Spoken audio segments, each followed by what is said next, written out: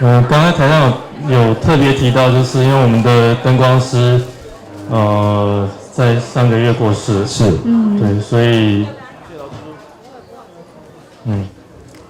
这个奖也等于对，我们本来跟他一起分享。对，我们本来以为说是他瞧的，你说他暗中保护，冥冥之中自有安排啦，是这个意思啊。